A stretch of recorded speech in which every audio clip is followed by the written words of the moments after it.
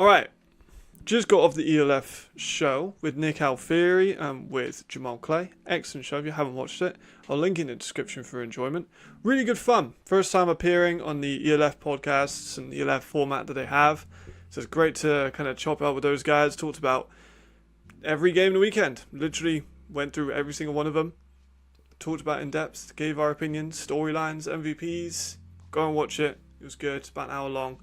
Highly advise it. If you want to kind of see me spit a bunch of like unhinged takes that I would like to put on this channel, but instead saved for the ELF, then go ahead. I would highly advise going and watching it. But it's week 2. We just finished all the results in. Everything's happened. Now we've got to collect all the data, drop the analysis, get the power rankings in, see where we're at, because I love power rankings, and these just kind of acted as analysis for me to talk about the game anyway, but also put power ranking into it. So let's start from the very bottom, as per usual. The Milano Seamen, poor man, really poor. They're going to be rooted last. They haven't moved in score. They've remained at 17th. 47-7 is brutal. They've let go of their offensive coordinator, or mutually agreed. I'm not sure how they've worded it.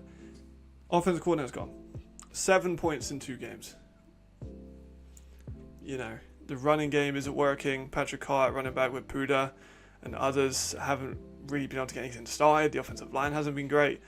They're not getting the ball to Flores Calderon nearly enough.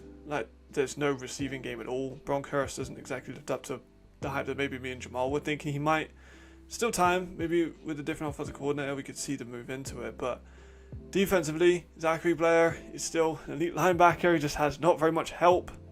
And the team is kind of rooted to the bottom. I can't see them moving off of this for a while. They look poor. Really poor. But they're going to stay at 17. At number 16, the Enthroners. Another team that hasn't moved. And they didn't perform particularly well. They had a lot of blocked kicks, and that's the highlight of the game. But 35-10 to the Cologne Centurions, who aren't considered an elite team, is not fantastic. Injuries, fumbles still, and defensive woes, to be honest. Colin Wellington was ripping them up. Jared Alman was causing them problems. Isaiah Weed has shown to be a good player. He threw a pick, I think, at some point, but he did look good. Enthroners, just, again, hard to see them moving out of this kind of range when they lose by 25 to a team that you would think they'd be a little bit more competitive with. Mangle, though, is continuing to exceed expectations. He actually looks like he could be a good player.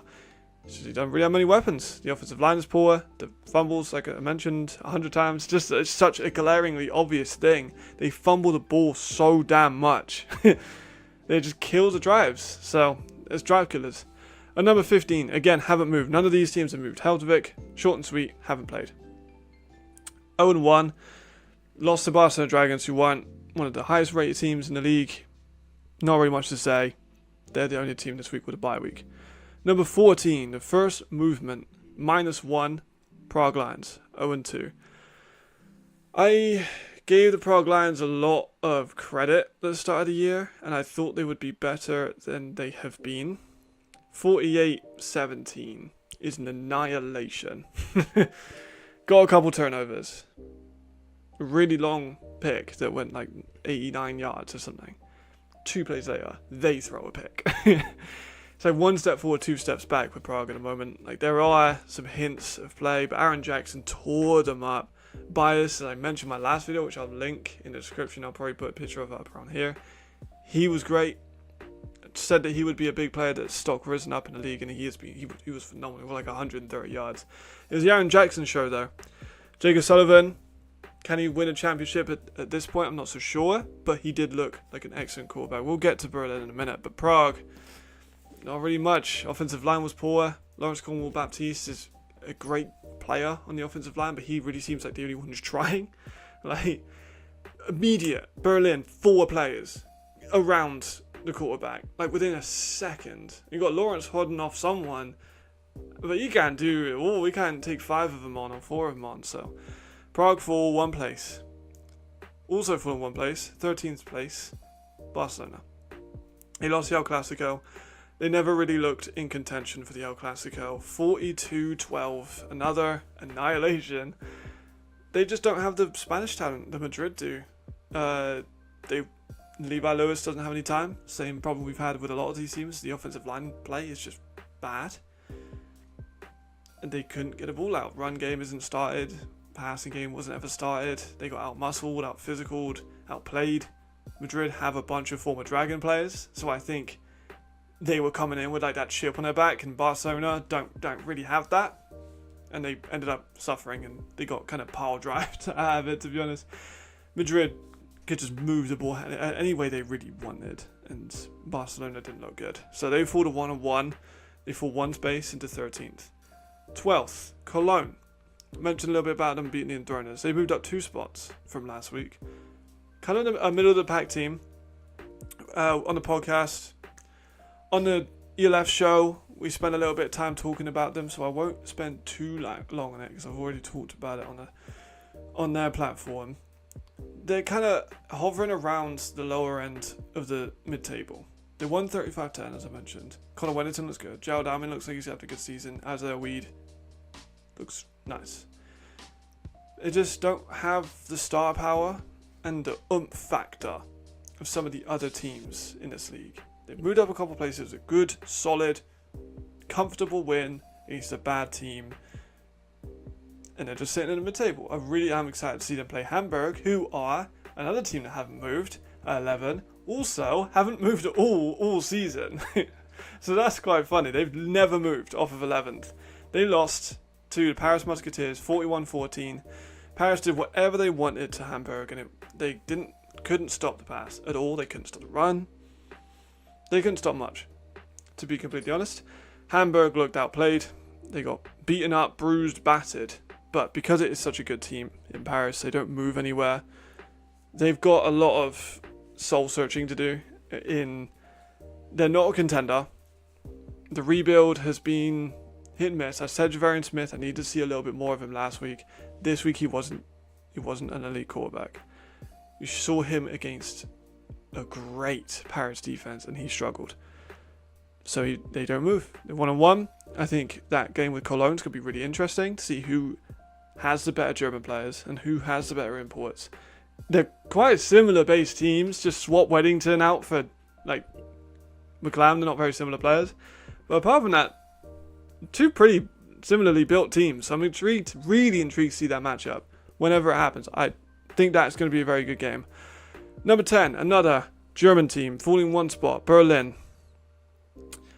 They did win very comfortably, very convincingly against a bad team. They did have a couple problems. 2 picks, 17 points given up against a team that wasn't elite. They are Berlin. They're a purgatory team. They've been there for years. They always have been a purgatory team, and I think they're going to stay in that range. They are the kind of the best of the rest, I think. Could sneak into playoffs. Maybe. I doubt it, but they could.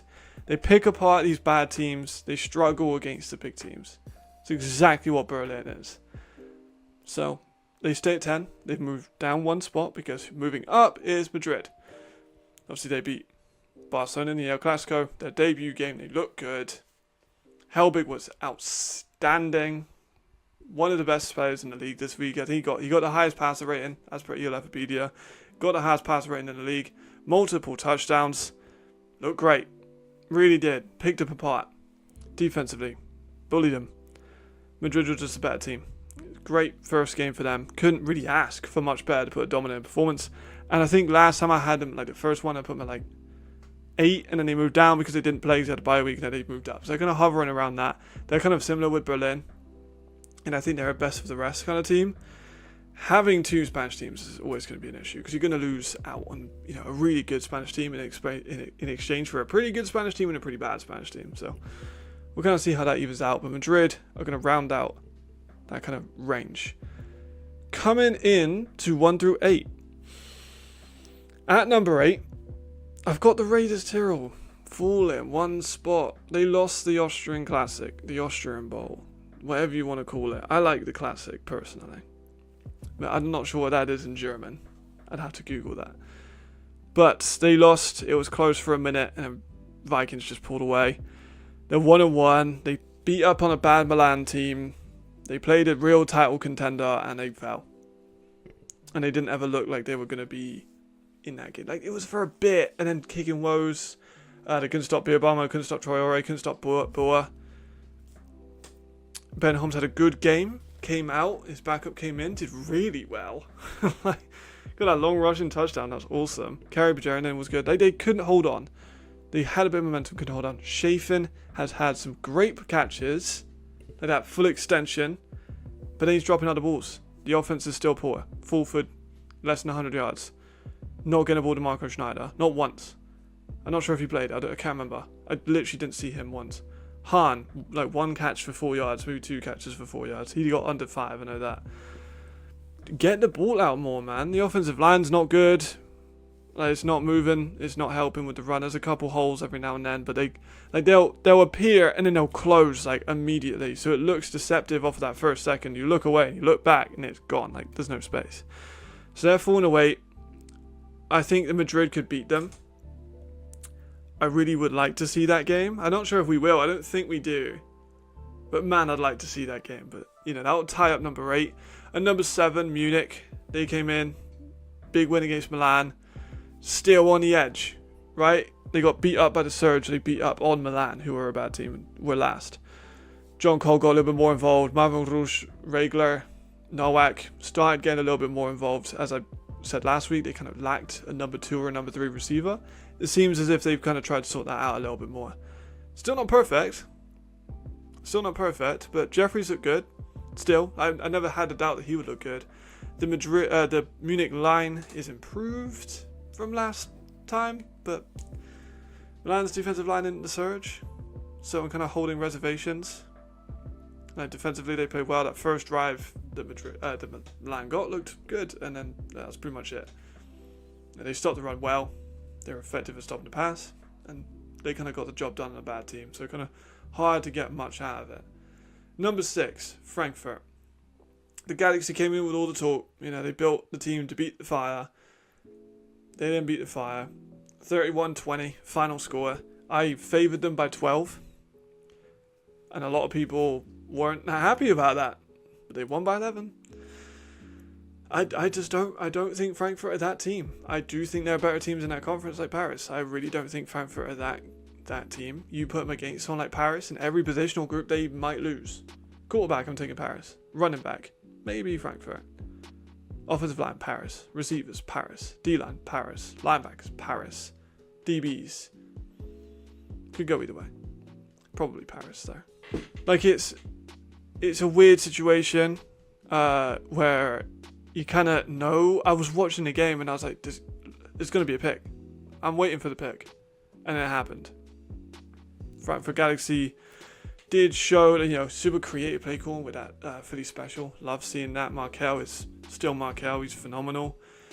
I don't think they're big enough in the box. Glenn ran through him.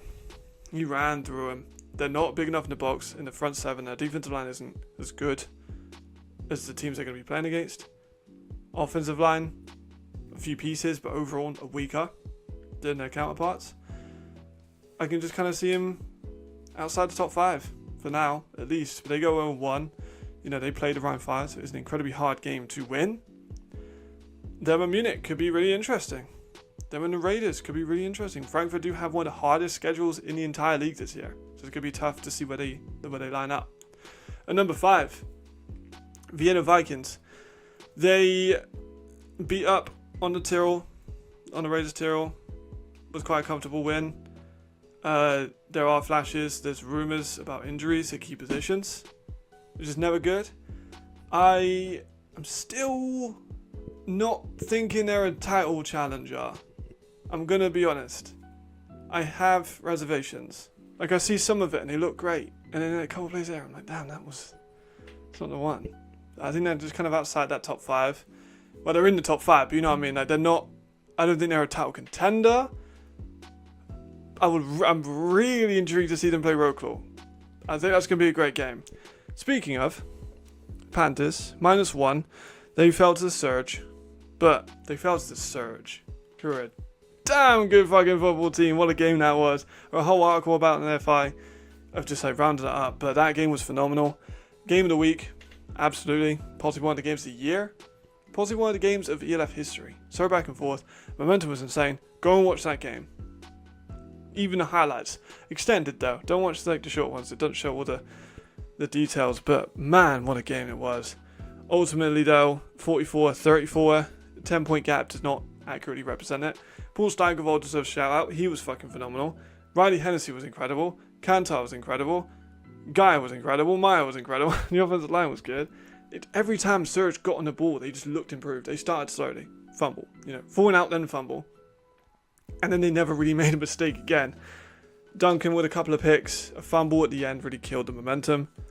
It was a tough one for the Panthers to stomach, but it was a damn good game. And they fall, but they're still within the top 4. At number 3, the Surge, who we just talked about. -2 places. People are going to be surprised about that, I think. They're 2-0. They showed that they can be vulnerable. They really did. They showed they could be vulnerable. We didn't see that against them with Munich. We saw them just dominate, to be completely honest. But then the Panthers started putting some work in. Panthers forced the ball out. Panthers made some turnovers. Panthers scored some quick points. They scored in a diverse way. They got players open.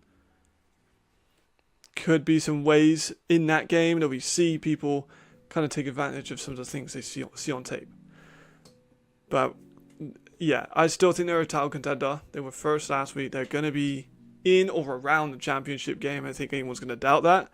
But number 2, what a game by Zach Edwards and Paris Musketeers. They're at number 2 because they played Hamburg, but they walked in with zero fear. I've said about it all day, all week. Zero fear. Not an ounce. There was not a damn thing Hamburg could do to stop Paris. Not a damn thing. And they ran to him. They ran, as Zach goes, it's like a dog. He's taking on everyone. Absolute dimes. LaRose and Hongwu weren't even involved, and they still won. Austin Mitchell looks like a fucking savage. He's everywhere. 4 touchdowns, 155 plus yards. How do you stop him? Jordan Denmark-Heath at running back. What the fuck are you meant to do against that? Defensively, really sound. Few things here and there, but week 1 for them. It's the first win of the season. They move up 2 places into number 2. Number 1, Ryan Fire. Now, I am a big Ryan Fire person, I must admit. I just like the team. I think that I know so many people on the team. I wouldn't say I'm a fan of the club necessarily because I don't really have a team I support. I like watching all of them. But they look good, and they beat up a team in the Frankfurt Galaxy that a lot of people thought were going to win. I never thought that. I don't think for a single second I thought that Frankfurt were going to win that game. But it was close at one point. I think it was a 1-point game. Jadrian threw a pick that wasn't really his fault. It came off the deflection of the hands and went into one of the DBs. At that point, it could have been serious. Could have been serious. But they finished strong. Glenn's outstanding. The ball was diverse in its location. The defense held up strong. They just looked like a complete football team still. I don't think anyone can really match the Ryan Fire. People have theorized that they're not as good as they were last year. I think they easily could be. They lost Andrew Wanu, so it's huge. But they have gained some guys in that defense that are seriously scary. And that's going to round out the week 2 power rankings. Some surprises. We'll start from the bottom and work our way up as per the comment section requests. So 17, Milan. 16 for Verifire. 15 Enthroners. None of them moving. Prague at 14. Barcelona at 13. Both of them down 1 spot. Cologne going up 2. Hamburg staying at 11. Berlin and Madrid going 1 up, 1 down to round out the top 10. And number 8, Raiders Tyrrell fall down 1 spot, meaning Ravens go up 1 spot. Galaxy start off 1, they fall to 6. Vienna move into the top 5. Wroclaw and the Surge have a classic, but both fall. The Panthers to 4, the Surge to 3. Paris look incredible in their debut for 2024 and move up 2 places, and the reigning defending champions are back up to number 1 after a really solid display. Let me know what you think. I know some of these are a bit controversial. I do go quite controversial. I go off a lot of momentum. I go off of just they beat this team, which was really good, so I'm going to ramp them up. Which is all good fun. So I hope you guys enjoyed. The support has been crazy. Of course, I would say that every time. It's been awesome. Really looking forward to this week. Got a couple different things in the works. Of course, I got to do the team need stuff and whatnot. But I've had quite a lot of stuff going on in the scene, behind the scenes that I need to like handle. So I've not been as productive as I maybe want to be with making these videos. But these ones are always good fun to make. They take a while, but they are good for me just to kind of talk about the games and kind of connect on a level with you guys. So yeah, thank you very much. I appreciate all the support as always. If you have any opinions or hot takes or anything, just hit me up. Tell me what you think. I will cut it off there. Thank you very much again.